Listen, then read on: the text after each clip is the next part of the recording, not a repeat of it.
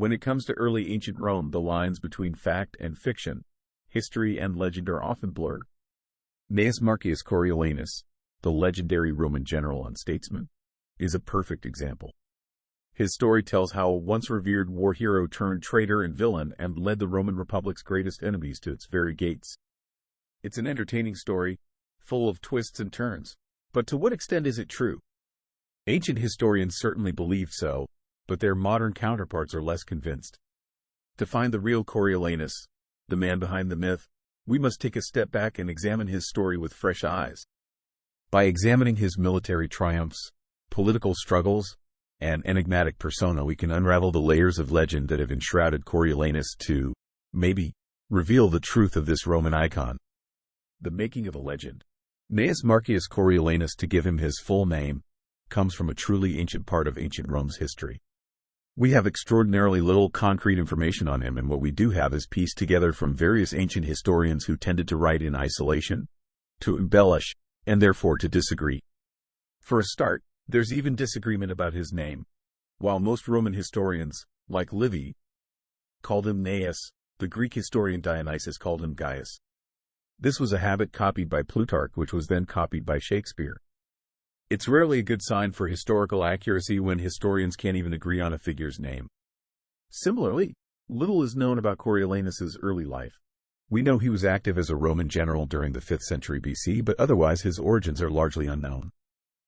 According to Plutarch, he was descended from famed Roman patricians such as Censorinus and could trace his lineage back to an early Roman king. However, these claims are hard to back up, and illustrious lineages were often spuriously attached to great men. Good at winning battles? You must be descended from the god Mars, etc. According to Roman tradition, Coriolanus first became famous while serving under the consul Postumus Cominius during the 493 BC raid of a Volscian town, Corioli. The Volscians were an old Italic tribe and historic enemies of Rome who, despite being ultimately defeated, had a habit of giving the Romans a run for their money in the early years of the Republic. The siege of Corioli did not go to plan. While Cominius's forces focused on the siege, Volscian backup arrived from the coastal town of Antium and ambushed the Romans. As this was going on, Corioli's soldiers saw their chance and launched an attack on the Romans, meaning they were being attacked on two fronts. This is where Coriolanus comes in. He was keeping watch at the time of the attack and quickly raised a small force and led a counterattack against the Corioli men. Not only did he drive them back, but he managed to lead a charge right through the city's gates, finally breaking the siege. Once inside the city walls, Coriolanus and his men set fire to the outermost houses bordering the fortified city wall. As the citizens cried for help, the Volscian force is said to have become dispirited, losing morale. They were defeated by the Romans and the town was captured. As a reward, Marcius was awarded the cognomen, honorific third name, Coriolanus. Hero to villain. Coriolanus's time in the sun didn't last for long. 2 years later, Rome was recovering from a major grain shortage that had heaped misery upon its populace. The shortage ended with grain imports from Sicily, but the Senate had to debate how the grain would be distributed. Who would get it first? Coriolanus was of the upper classes and had always shown a disdain for commoners. According to ancient sources, he argued that the people shouldn't receive any grain until the office of tribune, a product of pro-plebeian political reforms, was abolished. Pretty much no one agreed with him. The Senate felt he was being too harsh and most likely feared upsetting the populace even further. The tribunes, on the other hand, were outraged and put Coriolanus on trial. Initially, the Senate attempted to defend Coriolanus and argued for acquittal or at least a merciful sentence. He might have been a snob, but he was a war hero after all. The tribunes disagreed, and after Coriolanus refused to attend his own trial, he was convicted and sentenced to exile. Coriolanus responded to his exile by becoming a turncoat. He fled Rome and ran to the Volscians, who were more than happy to add one of Rome's most feared generals to their ranks. In fact, they were so happy to have him that upon arriving in Volscian lands, he supposedly resided with the Volscian leader, Attius Tullus Aufidius. Coriolanus and Aufidius then teamed up and persuaded the Volscians to break their recent truce and attack Rome. According to Livy, Aufidius did this by tricking the Senate into insulting the Volsci at the Great Games by expelling them. The two friends then led the Volscian army in attacks against Roman towns, colonies, and allies. They were hugely successful and took back the old Volscian towns of Satricum, Longala, Pelusca, and Corioli, as well as expelling Roman colonists from Sicily. They topped things off by taking several other important towns such as Lavinium, Corbio, and Tribia. The next step was to lay siege to Rome itself. The Volscian army is said to have camped up at the Clulian Trench, just 5 miles outside of Rome. The Roman consuls of the time, Spurius Nautius and Sextus Furius, prepared for war and readied the city's defenses, but the plebeians wanted to sue for peace. They got their way, and after a convening of the Senate, supplicants were twice sent to Coriolanus and Aufidius. Both times the Senate received a negative response. Evidently Coriolanus wasn't the forgiving type.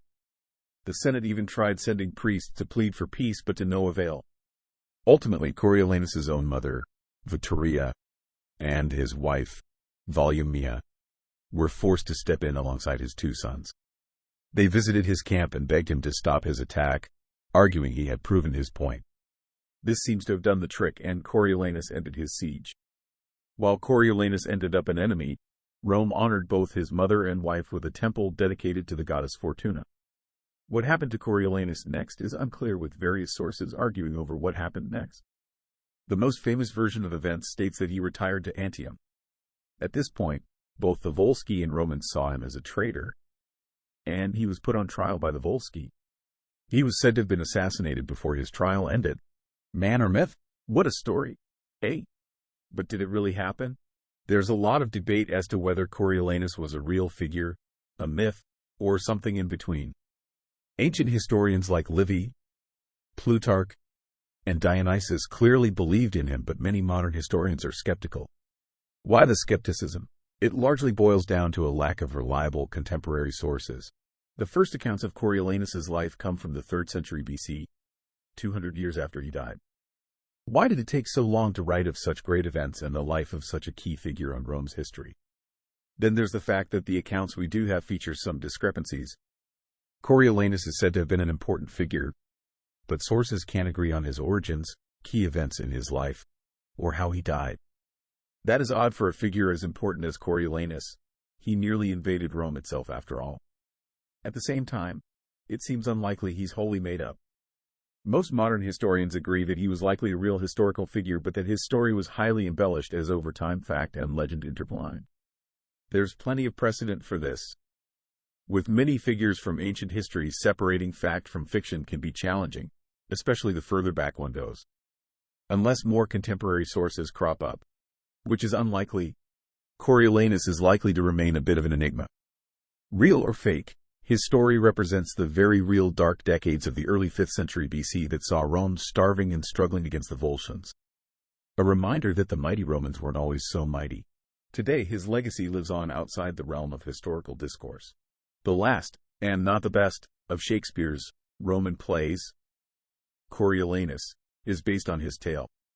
This in turn inspired multiple other plays, poems, novels, and even motion pictures. These have portrayed Coriolanus as everything from the traditional tragic hero to an anti-populist and proto-fascist leader. Historians may not be sure if he really existed, but it seems likely his story will continue to be told for generations to come.